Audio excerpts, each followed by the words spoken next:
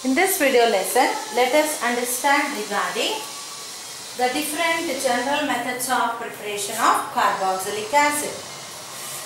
The first among them that we are going to discuss is from primary alcohols. Generally we call it as alcohols. Let me just specify for your easy understanding. So let us learn in this video lesson regarding the general methods of preparation of carboxylic acid starting from primary alcohols. The general formula for primary alcohols, we write it as RCH2OH, where the hydroxyl group is linked to primary carbon atom. Then such alcohols are referred by the name as primary alcohols. So primary alcohols, when subjected to the process of complete oxidation, here is a very important focus point, students. We have to allow complete oxidation of the primary alcohol to obtain carboxylic acid.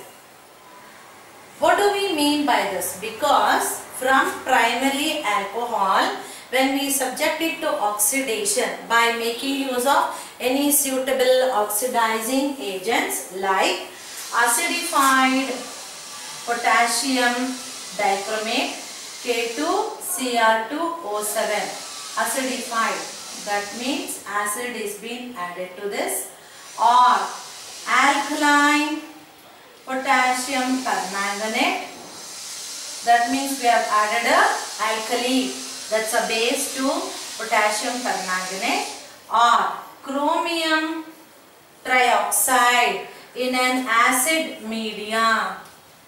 All of them are very good oxidizing agents. All of them are having the ability to release nascent oxygen. Another important focus here is that not necessarily it is only acidified potassium dichromate.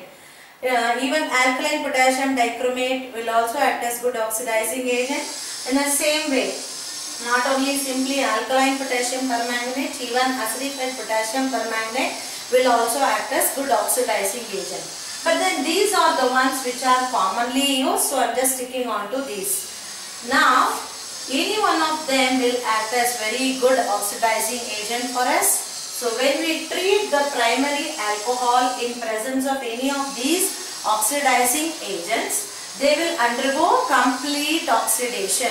It has to first undergo partial oxidation and then complete oxidation. So now what happens on the way is that first the alcohol will be converted into aldehyde and aldehyde will later on be converted into carboxylic acid. Now because we are saying the term as complete oxidation, while writing the equation straight away we can write with the formation of carboxylic acid itself. So let me just complete the equation now. We are treating primary alcohol with any one of these oxidizing agent. Say for example, I am treating it with acidified potassium dichromate K2Cr2O7 acidified H2SO4, that is sulfuric acid. Now whatever we are treating, we need to mention it on the arrow. That is how we mention the organic chemistry reactions. Whatever we are writing it on the arrow, it's an indication that we are treating those constituents with our reactants. So what will they be doing? They will be releasing nascent oxygen. Now later on we will balance how many nascent oxygen is required. Let us write the product. What is that compound that we are going to land up in? We will obtain the corresponding carboxylic acid, and this is associated with formation of water. Now how many oxygen do we see on the left hand side? Let us try to balance this equation. 1 and then 2, and how many oxygen do we see here? 2 and 3. Let us try to balance them, and this hydrogen will be going with oxygen forming water. Now what will happen? These two places will be occupied by two more oxygen. So therefore, actually cleavaging of OH will not happen. Just to make you to understand, I am writing this equation. Now what happens? Hydrogen H2 will take one oxygen, settle down as H2O. One more oxygen will take the place of this hydrogen, making it as carboxylic acid. So therefore, we require two nascent oxygen. From where it has come? It has been released from the oxidizing agent. In this case, it is going to be acidified potassium dichromate. So we obtained the corresponding carboxylic acid. The point of focus is that always you need to write the name of the reactant and name of the important product without fail below the formula of the compound. Now this is a general reaction. Let us write with an example. I will explain this concept with an example so the concept is better for you. Now let me replace R with an alkyl group, let us say methyl. So CH3, CH2, OH. So what is our starting material? It's a primary alcohol, that is ethanol. Ethanol is IUPAC nomenclature, ethyl alcohol is its trivial nomenclature, is subjected to oxidation in presence of the oxidizing agent, namely acidified K2Cr2O7, acidified potassium dichromate. Acidified is H2SO4, potassium dichromate formula is K2Cr2O7. Upon heating, this symbol indicates heating, they release nascent oxygen. What will happen now? One O will take the placement here and H2 will take one more O and comes out as water.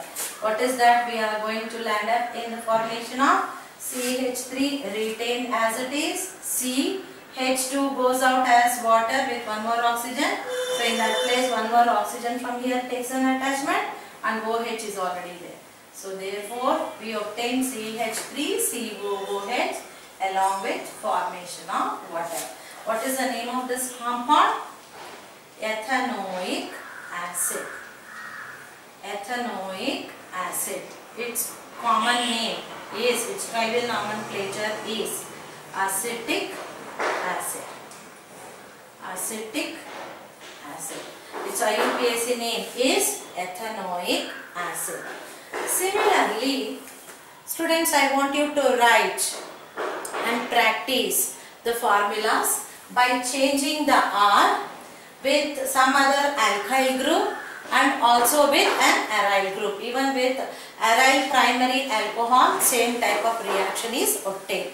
I want you to write and practice. Only if you write and practice the concepts, it's better for you and it makes the learning easy for you. This general formula you practice, it's very simple, easy to remember. I have given the most simplest form for the explanation. So just practice the general formula, replace the R with the other groups and try to write the formula on your own. Therefore, you will gain confidence of writing the equations on your own. Then you will not face any difficulty. Similarly, now instead of this ethanol as our starting material, if we take decanol, 1 decanol, that means it is a carbon atom containing 10 it's a carbon compound having 10 carbon atoms in it, and for the first carbon atom OH is being attached. So therefore that compound is called by the name as decanol. That is also a primary alcohol. This, when subjected to oxidation with chromium trioxide in an acid media, we will end up in the formation of decanoic acid. So that is another important equation. I just want you to write and practice. I told you decanol, I repeat, decanol means It is an organic alcohol containing 10 carbon atoms in it. Write the first carbon atom as CH3 and the remaining ones will all be CH2. So CH3, then you can write it as CH2 and then the final one, the last with CH2 and OH. So therefore, last carbon atom, when the end, when you write it, you write with it CH2OH attached to it. So how will your formula be looking like? CH3. For writing, I said this as the first carbon atom, while numbering this won't be the first carbon atom. Then CH2 8 times. This is the structure of decanol. 1 decanol. E of the decane should be replaced by OL. Now what will happen? This will remain like that. This will also remain like that. The change is observed only in this particular case. So now what will happen? We are going to treat this with CrO3 in acid media. Acid media means you can take an acid, H2SO4 or HCl. Anything will help us. And upon heating, chromium trioxide in an acid media upon heating will release nascent oxygen. Now what will happen? H2 will react with one O, goes out as H2O, and one more O will take the placement of this H2. Therefore, what is that we are going to get? CH3 remaining as it is, CH2 8 times. This makes 9 carbon atoms completed. There is no change here. So they remain as it is. Then CO, YO, one oxygen has taken linkage here, and then the OH intact. So now, along with this, we also land up in the formation of water. What is the name of this compound? Decanoic acid. Decanoic acid. So we obtain decanoic acid from 1 decanol. Why it is called 1 decanol? This carbon atom should be numbered as the 1, and this will be the 10th carbon atom. Remaining numbers 2 to 9 will be these carbon atoms. So therefore 1 decanol on treating with chromium trioxide in an acid medium will release nascent oxygen. That means it will undergo complete oxidation, resulting in the formation of decanoic acid. In the next video, let us learn regarding the obtaining of carboxylic acid from aldehydes.